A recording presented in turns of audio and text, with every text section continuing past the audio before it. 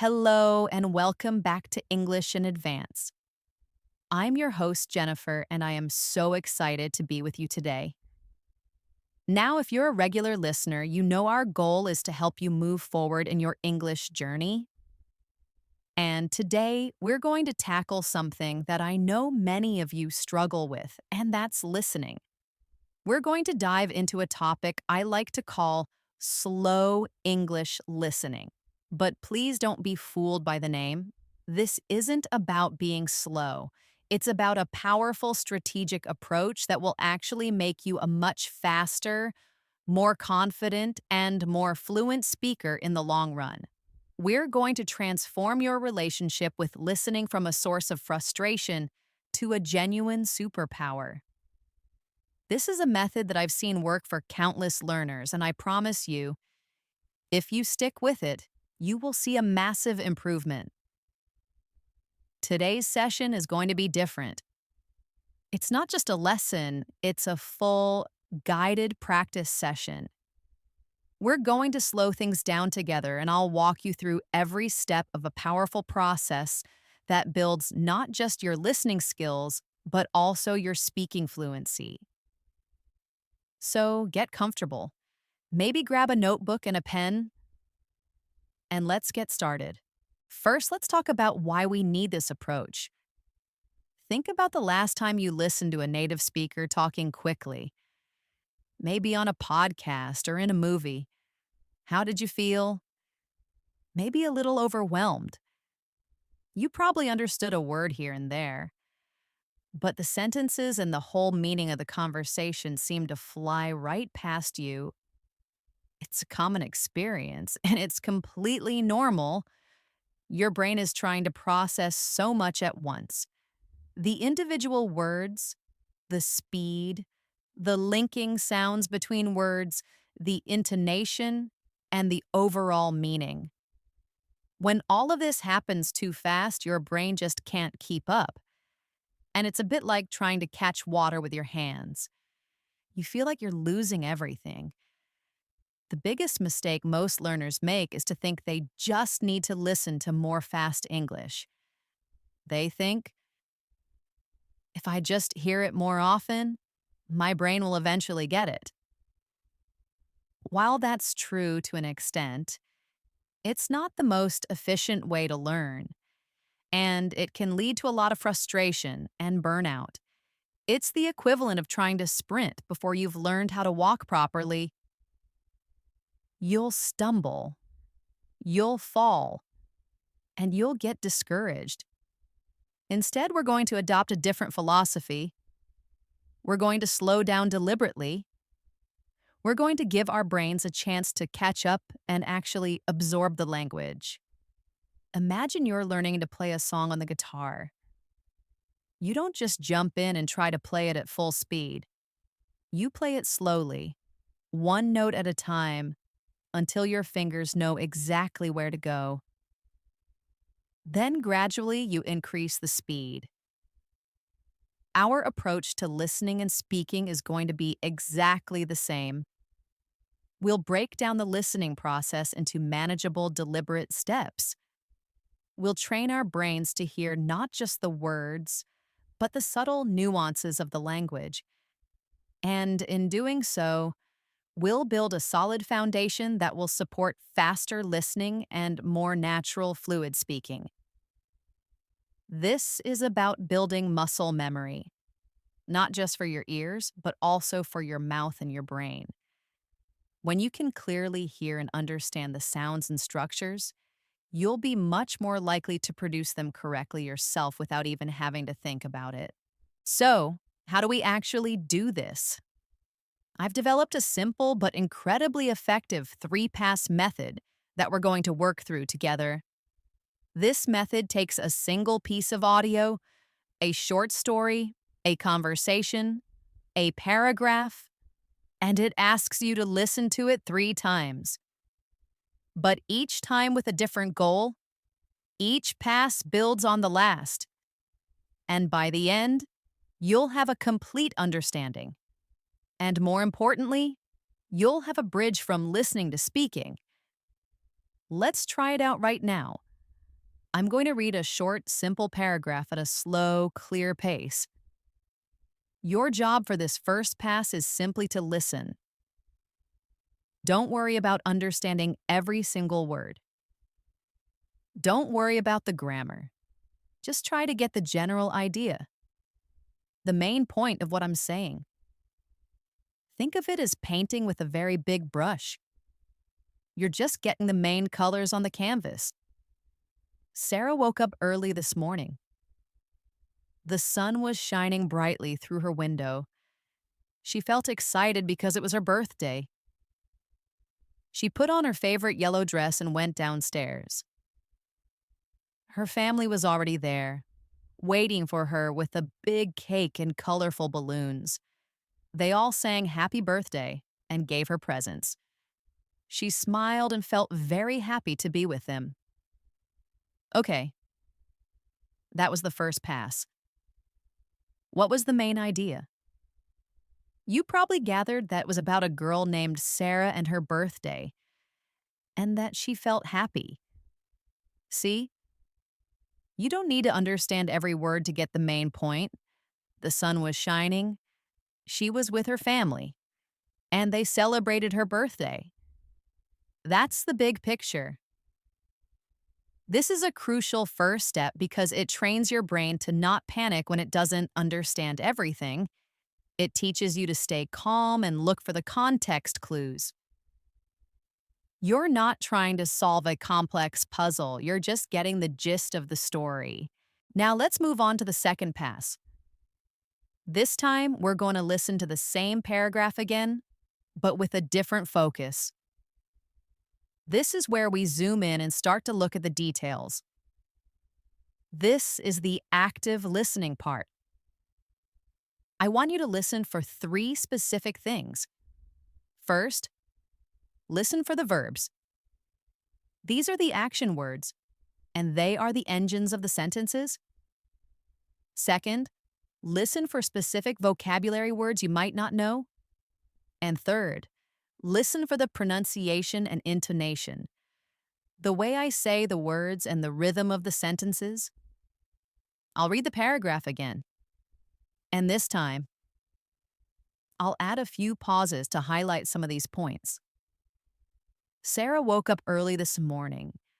The sun was shining brightly through her window. She felt excited because it was her birthday. She put on her favorite yellow dress and went downstairs. Her family was already there, waiting for her with a big cake and colorful balloons. They all sang happy birthday and gave her presents. She smiled and felt very happy to be with them. Did you hear them? We had woke up, was shining, felt, was, put on, went, waiting, sang, gave, smiled, and felt again. These verbs tell the story. They tell us what Sarah did, what her family did, and how she felt. Also, did you notice the sound of woke up? It's not woke, then a pause and up. It flows together. That's a crucial aspect of native English. We connect words, and if you can train your ear to hear these connected sounds, you'll understand fast English so much better. The words waiting and shining have a similar ing sound. Listening for these patterns helps you recognize words even when they're spoken quickly. The word downstairs is a great example of a specific vocabulary word. It just means the lower level of a house. Listening for these specific descriptive words helps you to add more detail to the basic story you understood in the first pass. Now for the third pass, which is the most exciting one because this is where we bridge the gap between listening and speaking. This is where you actually become a part of the process. This pass is all about repetition and production. We're going to do 2 things. First, we're going to practice shadowing, and then we're going to practice retelling. Shadowing means listening to me and repeating what I say almost at the same time. Like a shadow. It's not about perfect accuracy, it's about getting your mouth and your tongue used to forming the sounds and rhythms of English. It's like a workout for your speech muscles. I'll say a short phrase, and then I'll pause for you to repeat it. Don't be shy. Say it out loud. Sarah woke up early this morning. The sun was shining brightly.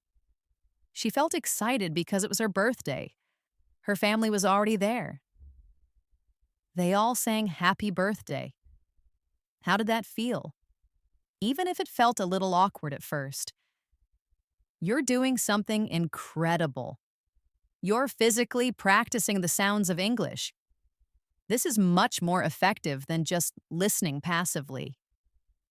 Now, for the second part of the third pass, we're going to practice retelling. I want you to try to tell me the story in your own words. You don't have to use my exact sentences. Just tell me what happened. You can do this out loud to yourself. I'll ask a few questions to get you started. And I want you to answer them aloud. Who is the story about? Why was she excited? What was her family doing? How did she feel at the end of the story? See how that works? You just moved from passive listening to active understanding. And finally to active speaking. That's the entire cycle.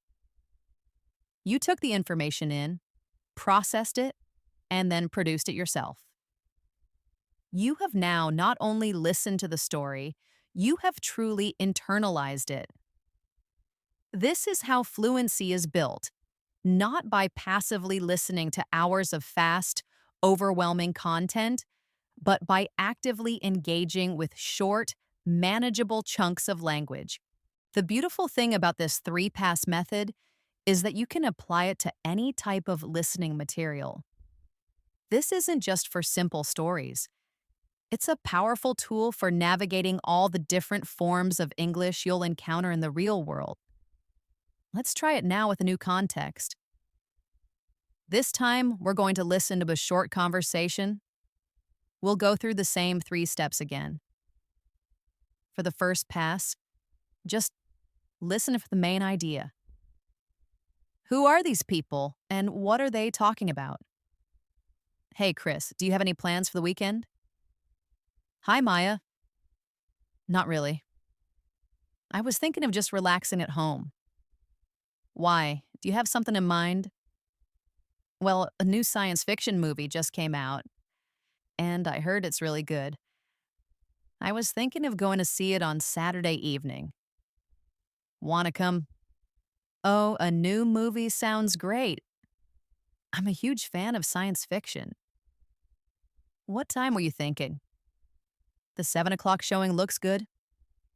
We could grab some dinner beforehand, maybe around 5:30. That sounds perfect. I'll be there. See you Saturday. Okay. So what was the main idea there? You probably figured out that Maya and Chris are making plans to see a movie on Saturday. They're discussing the time and the possibility of getting dinner first. You got the main point, right? That's all that matters for the first pass. Now for the second pass. Let's get more detailed. This time, listen for the questions they ask, the phrases they use to agree with each other, and the time expressions. These are all important conversational tools. I'll read it again with a slightly different emphasis. Hey, Chris, do you have any plans for the weekend? Hi, Maya. Not really. I was thinking of just relaxing at home. Why? Do you have something in mind? Well, a new science fiction movie just came out, and I heard it's really good. I was thinking of going to see it on Saturday evening. Want to come? Oh, a new movie sounds great. I'm a huge fan of science fiction. What time were you thinking? The 7 o'clock showing looks good. We could grab some dinner beforehand, maybe around 5:30. That sounds perfect.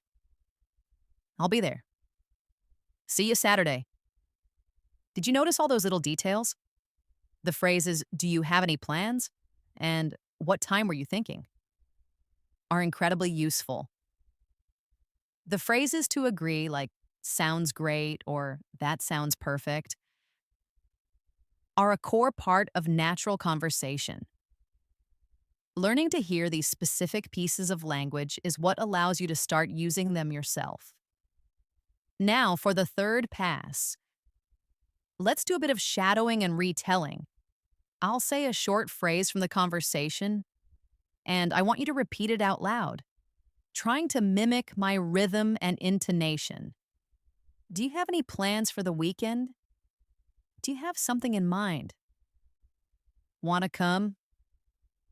That sounds perfect. See you Saturday. Wonderful. Now for the retelling part, let's make it a little more interactive. I'm going to ask you to summarize the conversation, but I want you to use a few of the phrases we just practiced. Try to answer these questions aloud. What were Chris and Maya talking about? Can you mention the phrase they used to agree on the plan? When are they going to the movie? And what are they doing beforehand? Again, this is you taking control of the language. You're not just a passive listener anymore. You're an active participant in the learning process. Now that you understand the basic method, let's spend some more time on one of the most critical parts of the second pass, hearing connected speech. This is often the biggest hurdle for English learners. In real, natural conversation, we don't pronounce every word distinctly. Words link together, sounds change, and some sounds disappear completely. If you only listen to words in isolation, you'll never understand native speakers. Let's practice this with a few common examples. Listen to the sentence. I need to get up early tomorrow. If I say it slowly, you hear every word. I need to get up early tomorrow. But if I say it naturally, it sounds more like I need to get up early tomorrow. Did you hear that? Need to often becomes need-a. Get up becomes get-up. This is called a linking sound, and it's something your ear needs to get used to. Let's try another one. The phrase, what are you doing, often sounds like, what are ya doing? We get rid of the T sound in what and the R sound in R. The U becomes a softer ya. Let's practice this again with a short sentence. Listen closely to how I say the phrase, I'm going to the store. Slowly, it's, I am going to the store. But naturally, it's more like I'm gonna the store. The going to collapses into gonna. This is incredibly common. The more you train your ear to hear gonna and wanna and gotta, the more confident you'll be. Here is a short practice for you. I'm going to say 3 short phrases. I want you to listen carefully and see if you can hear the connected sounds. Phrase 1, she ate an apple. Phrase 2, turn on the light. Phrase 3, give me your hand. This is the beauty of slowing down. You're not just hearing words anymore. You're hearing the music and rhythm of the language. And once you can hear it, you can start to reproduce it. Which is the whole goal. The final and most important point of all of this is to understand that listening and speaking are 2 sides of the same coin. You cannot become a fluent speaker without being a fluent listener first.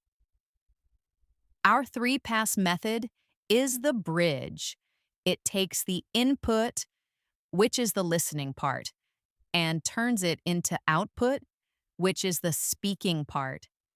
Every time you shadow a phrase, you are creating a link in your brain between the sound and the physical act of producing that sound. You are building muscle memory for your mouth. Every time you retell a story, You are practicing sentence structure, vocabulary, and grammar in a natural, low pressure way. You're not just memorizing rules, you're using them. So let's take everything we've talked about today and put it all together. I'm going to read a slightly longer story, and I want you to apply everything you've learned. Be patient, be kind to yourself, and just try to follow the process. Mark decided to take a spontaneous trip to the mountains. He packed a small backpack with some warm clothes, a map, and a thermos of hot tea. He left his house before the sun had risen, driving down the quiet roads as the sky turned a beautiful shade of pink and orange. The air was crisp and cool. When he arrived, he found a perfect hiking trail that wound its way through a forest of tall pine trees. The smell of the pines was fresh and clean. He walked for several hours, enjoying the peacefulness and the stunning views of the valley below. He stopped at the top of a small hill, sat on a rock, and enjoyed his tea while watching the sun climb higher in the sky. He felt a deep sense of calm and was glad he had decided to take this unplanned journey. He realized that sometimes the best adventures are the ones you don't plan at all. Okay, that was the first pass. What was the main point? You probably understood that a man named Mark went on a trip to the mountains and had a peaceful, unplanned adventure. You got the gist. That's a success. Now for the second pass, and let's listen for the descriptive words and the action words. Listen for the specific details that paints a picture. Listen for words like spontaneous, crisp and cool, stunning views, and unplanned. These are the words that make the story come alive. I'll read it again, and you can close your eyes and just listen for these specific details. Mark decided to take a spontaneous trip to the mountains. He packed a small backpack with some warm clothes, a map, and a thermos of hot tea. He left his house before the sun had risen, driving down the quiet roads as the sky turned a beautiful shade of pink and orange. The air was crisp and cool. When he arrived, he found a perfect hiking trail that wound its way through a forest of tall pine trees. The smell of the pines was fresh and clean. He walked for several hours, enjoying the peacefulness and the stunning views of the valley below. He stopped at the top of a small hill, sat on a rock, and enjoyed his tea while watching the sun climb higher in the sky. He felt a deep sense of calm and was glad he had decided to take this unplanned journey. He realized that sometimes the best adventures are the ones you don't plan at all. Wow, do you see how much more detailed the story is now? We've gone from a simple idea to a full, vivid picture in your mind. This is what active listening does. And finally, for the third pass, let's bridge it. I'll read a few key phrases, and I want you to shadow me. Say them out loud with me. He packed a small backpack. The air was crisp and cool. He walked for several hours. He felt a deep sense of calm. The best adventures are the ones you don't plan at all. And now, for the final retelling, I want you to try to tell the story of Mark's trip to yourself. From beginning to end, use some of the vocabulary we just focused on. What did he do? What did he feel? What did he realize? This is your chance to solidify the learning. So, what have we done today? We've learned that slow listening isn't a weakness. It's a powerful technique. We've practiced a 3-step method: a first pass for the main idea, a second pass for active, detailed listening, and a third pass for bridging, listening to speaking through shadowing and retelling. We've also touched on the critical skill of hearing connected speech, yeah, which is a game changer for so many learners. My final word of advice to you is this: be patient with yourself. This is a journey, not a race. You're not going to become a perfect listener or speaker overnight. But by practicing this slow, deliberate method for just 10 minutes a day with any kind of English audio, you will start to see remarkable progress. You'll go from feeling overwhelmed to feeling confident. You'll go from catching a few words to catching the full meaning. And you'll go from being a passive student of English to being an active, confident user of the language. Thank you so much for joining me today. Keep practicing, keep listening, and keep speaking. And remember, the real secret to fluency isn't speed, it's patience and deliberate practice. I'm Jennifer, and this is English in Advance. I'll see you next time.